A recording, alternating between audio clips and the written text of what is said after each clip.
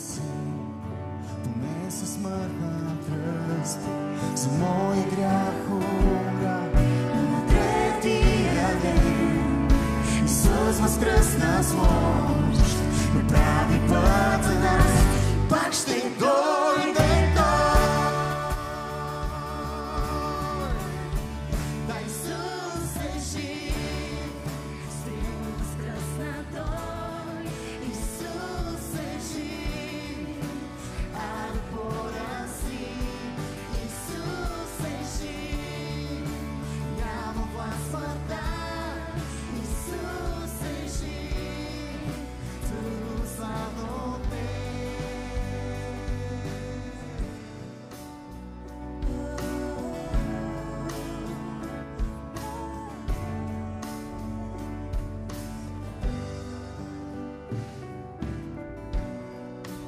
виждаш ли го днес, отдясно на Отца, величествен блести, на своя трон сега, очаква те при мен, да му се поклоним, и с него в небе да ни възкреси.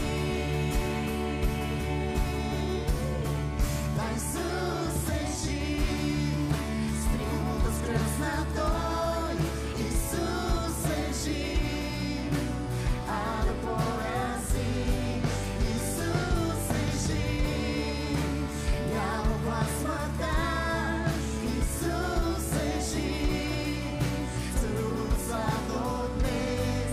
Да Исус е жив, с триумф възкръсна Той, Исус е жив, а да порази, Исус е жив, няма глас смъртта, Исус е жив, царува славно днес.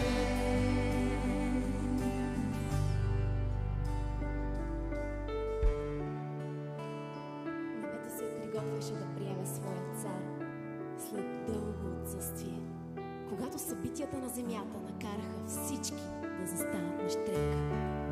Силите на ада сякаш вземаха превес и се готвеха да победят. Легионите ангели бяха в готовност да атакуват и да се бият за своя цар. Когато изведнъж цялото небе и неговото воинство притихнаха. Огромни черни облаци помрачиха деня и тежки капки дъжд полетяха към земята. Свърши се. Исус умря. За секунда изглеждаше, че планът на Сатана е успял и силите на мрака ликуваха. Но те не знаеха, че това не е краят. В следващия момент се случи нещо, което го смрази. Нещо, което не беше предвидил. Нещо, което знаеше само Бог. Исус Христос възкръсна. Изсус възкръсна мощно от смъртта, разчупвайки оковите на лъжата и болестта, на самотата и тъгата, протягайки ръка към теб и теб и теб, канейки те да дойдеш при Него в небе. Като казах небе, небето празнува. Милиони ангели ликуват. Смъртта е победена, с мощ възкръсна Той. Небето празнува, празнувай и ти. Алелуя, земята ехти. Алелуя, празнувай и ти.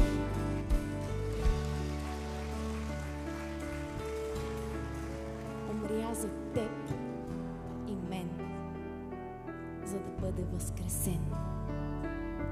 Възкресен в слава, вечно при Отца. Отдясно седнал моя канара, величествен стои, помни. Той завинаги победи.